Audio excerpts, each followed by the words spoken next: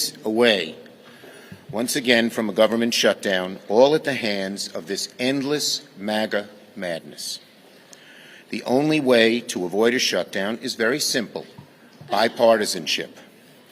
We need a bipartisan bill in the House, we need a bipartisan bill in the Senate, and then we will be able to avoid a shutdown and keep the government funding. Yet, this week, House Republicans are trying everything but bipartisanship, even though everyone knows their proposed CR is a total non-starter in the Senate, and it has no Democratic input. Instead of pretending to aim for bipartisanship, as I said, instead of aiming for bipartisanship, this bill had 0 Democratic input. It calls for a crushing 8% cut to virtually all non-defense spending. Extreme Republicans are dead set against raising costs and lowering safety for American families. The American people need to know just how bad the House Republican extreme CR truly is. It is slapdash, it is reckless, it is cruel. It is a slapdash, reckless, cruel CR. This slapdash CR would decimate investments in life-saving research, hollowing out the National Institute of Health. Who in America wants to cut cancer research? Some of the House Republicans do. This reckless CR would lower public safety, cut back on drug and food inspection, weaken wildfire prevention, and eliminate law enforcement officers, weakening our battle against violent crime and the scourge of fentanyl. Who wants to do that? Some people in the House, some MAGA Republicans in the House. And this cruel CR would gut investments in K-12 education, slash resources for suicide support services, upend tribal investments, cut loans to small business and to rural communities, which so much need them. And this isn't rhetoric. Here are the facts about how the CR's cuts would have on real impact. K-12, 110,000 children would lose access to Head Start. Social Security, people applying for disability benefits would wait 2 months longer. Law enforcement and police, 4,000 fewer FBI personnel, including agents who investigate crimes. 800 fewer Custom and Border Protection agents and officers. Nutrition assistance, hungry families and children. 60,000 seniors would be robbed of Meals on Wheels. 2.1 infants and children would be waitlisted for WIC. 300,000 households, including 20,000 veterans, 90,000 seniors, would lose housing choice vouchers. 250,000 Americans would be denied job training and employment services. And the list goes on and on and on. We'll be sure to get these facts to you as soon as we can. And Debbie Stabenow will have some of those as well from the DPCC. But we all need to be disciplined in repeating all of this. Now, this week, the Senate will also be welcoming President Zelensky as he makes his case for standing against Putin when the House Republicans say you're on your own and don't want to give him any help at all. Nothing would make Putin happier than to see us waver in our support for Ukraine. Providing aid is not just a matter of Ukrainian security, it's a matter of American security, because a victorious Putin is an emboldened Putin, making the world less safe for democracy. Ukrainian aid could have been a great opportunity for bipartisanship in the House as it is in the Senate, but the hard right prevented that from happening too. So, what's the word that describes what's going on in the Republican-controlled House? Chaos. But while the Republican House has chaos, here in the Senate we have shown that bipartisanship can work and can get things done. And tomorrow we'll get the chance to make sure that bipartisanship continues. Yesterday, Senator Murray, our great chair, who's done an amazing job as chair of the Appropriations Committee, moved to suspend Rule 16, file cloture on that motion, and plan to vote tomorrow on our bipartisan appropriation bills. Now, our colleagues on the other side have asked for two things: that we do the appropriations bills, because they don't want to have an omnibus at the end, and that we do them in regular order. We are doing both. We are doing both. But one senator from Wisconsin wants to block all that. And we plead with our Republican colleagues to not let him succeed and not let the hard right tail wag the dog of the Republican Party in the Senate and wag the whole Senate as well. Our Appropriation Committee leaders have asked to consider appropriation bills on the floor. It's with their cooperation that these three bills, Milcon Ag and THUD, were brought to the floor for consideration. We want to work with our Republican colleagues and get this done, and we hope that vote will vindicate that hope. Tomorrow's vote will be a chance to ensure we keep the bipartisanship going.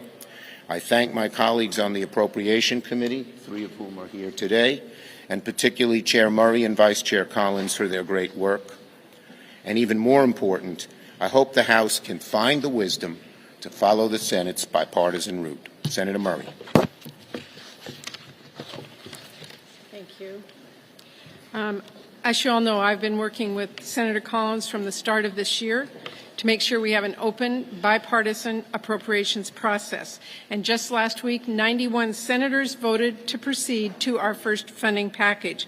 And every bill in that package passed our committee unanimously this past summer. That is because we are writing serious, bipartisan bills that can actually be signed into law. We stuck to the deal that President and Speaker shook hands on, that Congress passed. We kept out poison pills, and we asked for input from every one of our colleagues.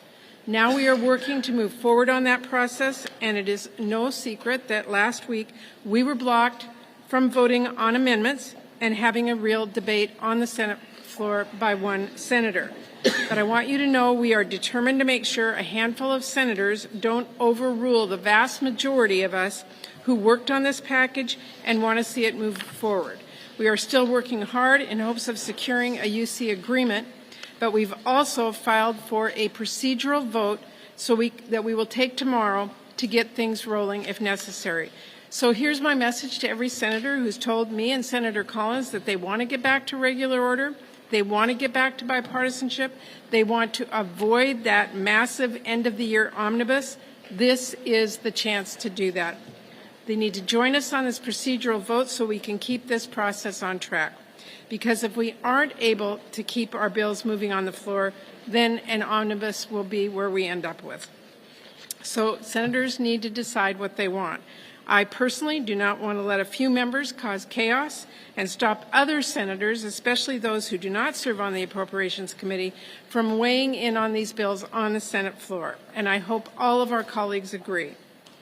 Now, looking ahead, I'll say it again, there is no need for chaos or shutdown, but I'm afraid to say that the proposal we have seen from the House Republicans is not a serious proposal to keep our government funded.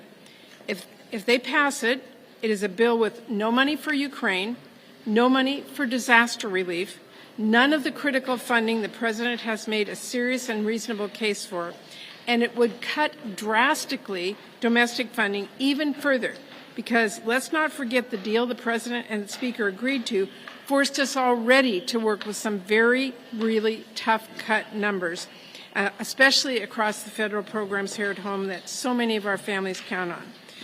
So they are talking about a CR that would severely undercut the work of the Social Security Administration. Those are the people whose job it is to make sure our seniors get the benefits they need. A CR that would gut the FAA at a time when I think all of us can agree we need to be hiring more air traffic controllers and doing more to make sure air traffic is timely and safe. And just in time for the fall, House Republicans' CR would decimate LIHEAP, which is literally going to leave families in the cold and drive up their energy costs. And all of that is something, to say nothing of the extreme and partisan border policies they're insisting be attached to the bill. So listen, I hope you all get the point. I hope you understand what an unserious proposal the House Republicans are making, and I hope it is clear what a gut punch it would be to working families everywhere in this country. Now, in contrast, I'm working hard here in the Senate to make sure we do put together a bipartisan CR that will deliver on the necessary funding for disaster relief, supporting Ukraine, paying our wildland firefighters, and more. Because we need to show the American people that Congress can come together and help people and solve problems. That's exactly what we are focused on doing here in the Senate. And I'm pleased to be joined today by two of my chairs for the subcommittees in the appropriations, and I just want to give a shout out to all of our subcommittee chairs and ranking members in appropriations. They've had to put together these 12 bills under very difficult, challenging circumstances, and they've done so successfully, and I appreciate the work of all of them. Well, thank you very much, Senator Murray. Thank you for your leadership, along with Senator Collins. As you say, we worked hard to get the 12 appropriations bills out of committee. I think for the first time, all 12 bills out of committee since 2018. I'm very pleased that the Commerce, Justice, and Science Committee bill, the subcommittee that I chair with Jerry Moran from Kansas, passed out of our committee 28-1. I think, as Senator Murray said so well, people in the Senate want to see regular order. We want to see a process where we have a chance to weigh in on the budget. I don't want to see a massive end-of-the-year omnibus bill that only 4 people in Congress know what's really in it. I want to see a process that moves forward as we are moving forward. And the fact that we saw the senator from Wisconsin last week hold up progress on the appropriations process, I believe, was very deliberate. Make no mistake, this was an effort to help extremists in the House shut down the government. And the inadequate bill that we're seeing from the House, as Senators Murray and Schumer have said so eloquently, would be a disaster for people across this country, with 8% cut to the base bill. And this is really not about fiscal conservatism, because the last government shutdown cost $12 billion. This is about trying to make the point to the people of this country that government can't work. Well, we're here to say government can work. I don't want to see the impact that this House bill would have on the people of New Hampshire, where we will see delays in infrastructure projects, including housing construction, and New Hampshire has one of the tightest housing markets in the country. We would see an impact on seniors with Meals on Wheels, on payments coming to hospitals, on small business loans from the SBA. And I was up at the northern border in New Hampshire with Canada. Yes, New Hampshire does border Canada. And what I heard from law enforcement up there was the concerns they have about additional people coming across from Canada, the concern that that is having on the drug trade in northern New England, and the cuts to CBP would have a huge impact on us in northern New Hampshire. So this is also something that our adversaries are watching. You can believe that China and Russia, Xi and Putin, are watching with glee to see if the government shuts down, to see if we are going to pass, the House is going to pass a bill that's going to get opposed in the Senate and shut down the government. So I believe we should honor the funding agreement. The last I knew, when you're in politics, you should be as good as your word. If you agree to something, you should try and follow up on that. So let's keep this agreement. Let's get this done. Thank you. Senator Murphy. Thank you, Senator Schumer. Listen, I am so proud to be a member of the Appropriations Committee, to be able to do this work on behalf of the American people. Republicans and Democrats coming together in the Senate to confront big problems. This is how it's supposed to work. And so I listened to Speaker McCarthy complain about how hard it is for him to ram a CR through the House, given his narrow Republican majority. And I think to myself, doesn't he know there's a better way? Doesn't he know that he's not the Speaker of the Republican Conference? He's the Speaker of the House of Representatives. We have shown that you can get bipartisan agreement on appropriations bills. But Speaker McCarthy cares more about preserving his own power than he does about preserving the security of this country and the health of American families. And so once again, The House is in meltdown mode because Speaker McCarthy refuses to reach out and do what is available to him, find a bipartisan path to keep the government open and to fund the government through the rest of this year. I just want to quickly cover two aspects of this continuing resolution. Now, it may be that they never pass this draconian, slapdash, dangerous CR. It may be that they never have the votes for it. But if they do, we need to make sure the American people know how dangerous this bill is. Republicans say they care about protecting the border, and yet there are devastating cuts in their CR for border security. Their CR would likely require there to be 800 fewer Customs and Border Protection agents and officers. The result of that cut would be to allow 300 additional pounds of fentanyl into this country, 50,000 additional pounds of cocaine, 6,000 additional pounds of methamphetamine. This CR is devastating for the security of our border. Now, in addition to the CR, over the weekend, on the back of a napkin, Republicans wrote a new immigration policy for the country. But it was done so ham-handedly and so quickly that they are going to end up making an absolute disaster of the border. One provision of their immigration reform proposal is to deny the ability to transport immigrants in between ports of entry. That's most of the work that CBP does, is moving immigrants who have crossed in between the borders, bring them to the ports for processing, and then either allow them to claim asylum or send them back. The slapdash nature of this bill means that they are making mistake after mistake that is going to compromise our nation's security. And then lastly, just to talk about the House Republicans' abandonment of Ukraine. This is a critical moment for Ukraine. The counter-offensive has been slow, but it is making progress. This is the worst possible time for House Republicans to be signaling that they are contemplating turning their back on Ukraine and handing that country to Vladimir Putin. We are running dry of funding to keep ammunition flowing to the Ukraine army. We desperately need to continue our work to make sure that Ukraine has everything it needs. And at this critical inflection point in the fight for Ukraine's sovereignty, it is so irresponsible and so dangerous for the House Republicans to be showing the world the potential abandonment of this key ally. So there's a potential for us to come together to protect our border, to support Ukraine, to make sure that kids don't get kicked out of Head Start programs. But it requires Speaker McCarthy to do what Senator Murray did, reach out across the aisle and find a bipartisan path forward to save this country.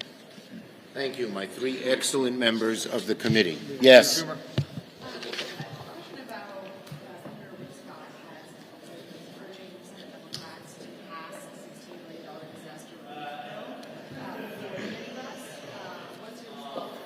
Look, the House bill leaves out disaster aid completely. We believe in disaster aid, and we want to come together in the Senate on a bipartisan CR. Yes. Mr. Schumer, have you had any conversations with Leader Jeffries about a break glass in case of emergency type plan, like a discharge petition? Do you know if House Democrats are planning anything along those lines to avert a Look, right now, House Democrats and Senate Democrats are the same. We are urging our Republican colleagues to pursue the only path out of avoiding a shutdown, which is a bipartisan bill. Yes. Is it then your intention to add Ukraine money and disaster money to the CR, and how confident that you'll have the Republican votes you need to pass it here in the Senate? Well, look, we'd like to work on a bipartisan basis on the CR with the Republicans. We've gotten indications that they want to do that. We've done it very successfully on the appropriations process, and hopefully we can come together bipartisan here as well. Yes. With the supplemental funding request from the White House, could you, or are you open to separating Ukraine funding from the disaster relief funding so there's less partisanship? Look, I'm not going to speculate about how to package it other than to say we need a bipartisan process each way. Yes, ma'am.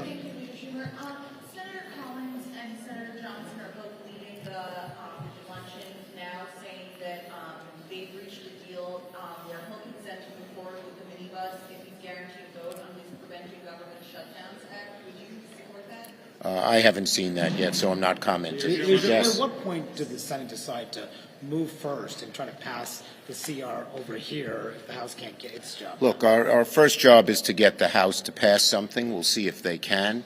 But we need a bipartisan bill in each body. Thank you, everybody.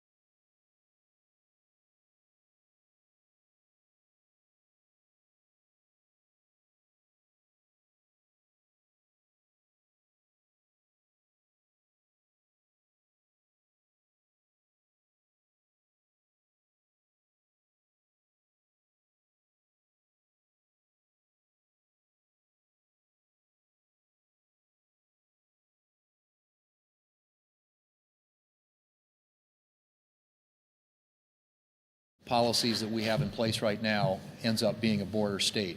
And in fact, just over the weekend, there were 20,000 encounters with people trying to come across the border illegally. And I don't think the August numbers are out just yet. They're supposed to be out by now. I don't think they are, but we expect that to be the highest number in the month of August of this entire year, which is a record.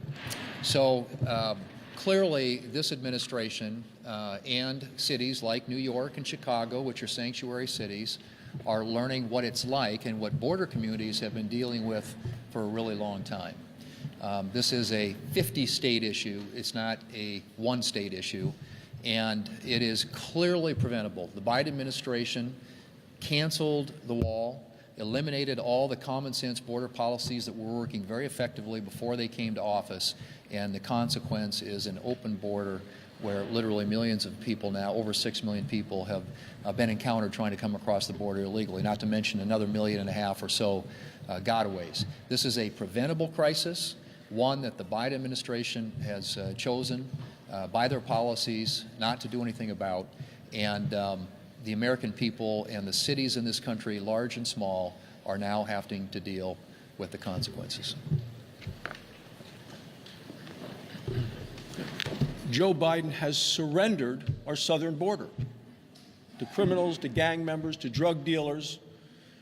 This past month, we're looking at close to 250,000 individuals, illegal immigrants, coming across the border. And what happens? They vanish. The cartels that are running this is a $1 billion sophisticated criminal enterprise which is flooding our border with illegal immigrants and drugs. And from a criminal standpoint, they're coming from all around the world, from China, from Africa, from the Middle East. Border towns used to be Arizona and in Texas. But when you see the city council in Chicago and the mayor of New York all claiming that the illegal immigrants are destroying their cities, and remember, these are so-called sanctuary cities. Every state's been impacted. Certainly my home state of Wyoming is no exception. The fentanyl coming in across from Mexico is now a major killer in every state in the country. And our incompetent president and the Democrats continue with their head in the sand. And now what do they want to do? They want to defund ICE, Immigration Custom Enforcement. They want to use the money to set up a welcome wagon of housing and benefits for illegal immigrants. Look, the Republicans have the right idea to deal with the border. It's called Secure the Border Act of 2023. It involves technology, manpower, and a physical barrier to prevent illegal immigration. That's the way to provide security and safety to our communities and actually secure the border.